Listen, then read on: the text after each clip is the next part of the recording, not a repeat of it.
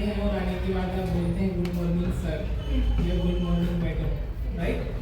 तो तब आज से जब 1800 सेंचुरी में जब था तब इनके समय पर जब गुड मॉर्निंग सर ही बोला जाता था, क्या बोला जाता था? Good morning sir, not good morning madam. तो ये पहली महिला शिक्षिका रही। सबसे पहले तो इन्होंने सबसे पहला स्कूल को ओपन किया, ठीक है, पहली महिला शिक्षिका रही। इसके साथ साथ इन्होंने समाज के सुधार में भी बहुत सारे काम किए जिसके बारे में हम जानेंगे।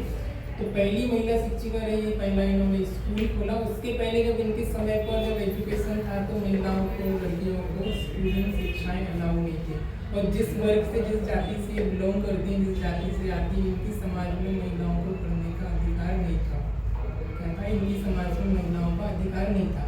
उस समय पर जाति में भेदभाव बहुत होता था, छुआछूत, भेदभाव। इवन जो नीची जाति है उसकी हमारे ऊपर छाया भी नहीं पड़नी चाहिए, और जिस कुएं से वो पानी निकाल के पीता है उस कुएं से हम पानी नहीं पी सकते। इतना बहुत ज़्यादा उस समय पर भेदभाव हुआ करता। छोटी वो फूली थी, उनके साथ शादी हुई और शादी से पहले इनको बचपन से पढ़ने का बहुत शौक था। तो एक बुक थी और घर में जब बुक पढ़ रही थी तो बुक पढ़ते समय इनके पापा ने देखा तो बुक को फाड़ दिया। उनको बोला कि तुमको पढ़ने का अधिकार नहीं है, हम जिस जाति से बिलोंग करते हैं उसमें पढ़ने का अधिकार नहीं है और लड़कियों को पढ़ने का अधिकार नहीं है, ऐसे इनको बोला गया। लेकिन इनके अंदर एक स्पिरिट थी कि नहीं, मुझे पढ़ना है, मुझे समाज में कुछ बदलाव लेके आना है। इनका विजन था, एक मिशन था।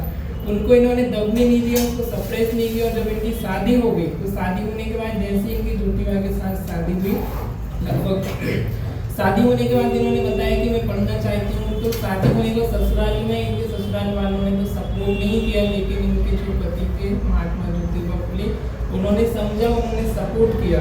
लेकिन सपोर्ट किया अगर वो पढ़ाई के लिए बोल रहे हैं और 99% लोग आपके खिलाफ हैं और 1% है जो पढ़ाई के लिए बोल रहे हैं, तो उनको अच्छा नहीं लगा घर वालों ने कि ये पढ़ाई के लिए सपोर्ट कर रहे हैं। और पढ़ाई जो वो कैसे करती थी, वो खेत में जाया करती थी, तो खेत में जाकर के जब खाना देने जाती थी वहाँ पर वो थोड़ा थोड़ा उनको पढ़ा दिया करते थे, बुक्स वगैरह वहाँ पर रख देते थे 1-2 घंटे।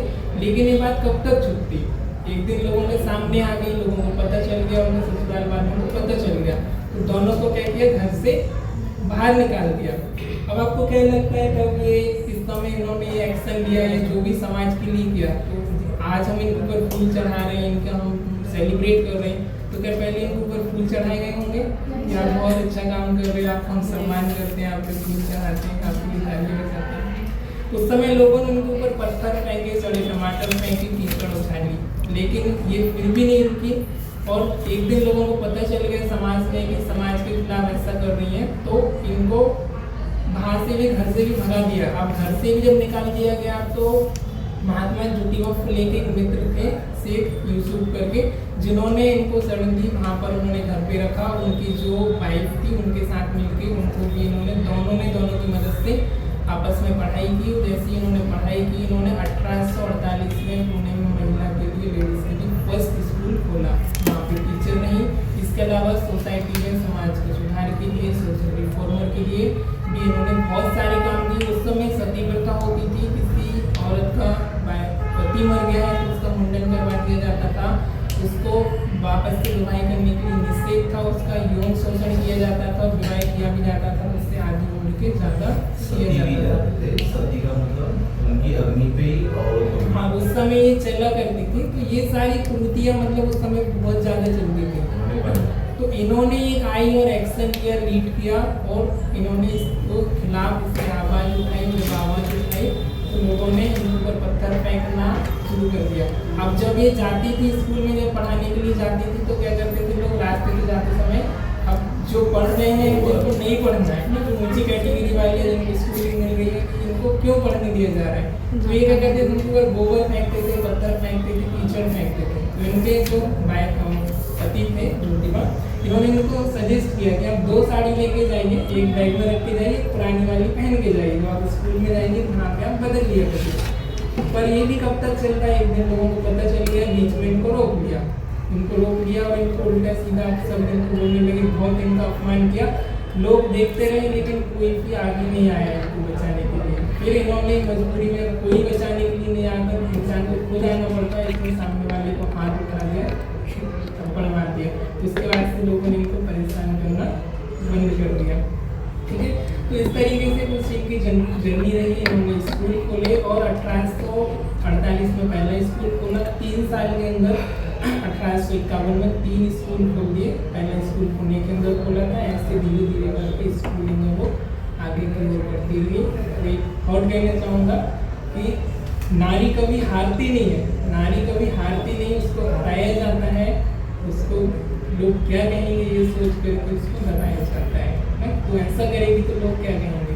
उसका एक विजन था, एक मिशन था, एक मुझे ये चीज़ करनी है, लोग क्या कहेंगे उससे उनको फर्क नहीं पड़ा। लोगों ने उनका विरोध किया। सबसे पहले आपको जैसा क्रांतिकारी काम करते हैं, सबसे पहला विरोध आपके घर से, आपकी सोसाइटी से, आपके समाज से ही होता है।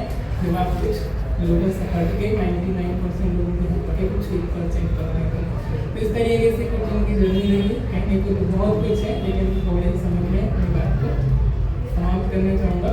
तो इनसे हमको सीखने को क्या मिलता है, हम क्या सीख सकते हैं उनकी लाइफ से।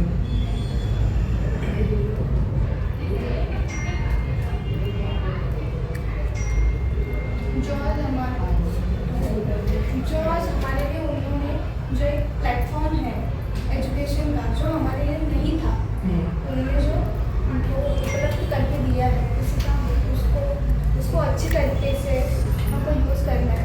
हमें हम पढ़ाई के लिए आते हैं तो हमको पढ़ाई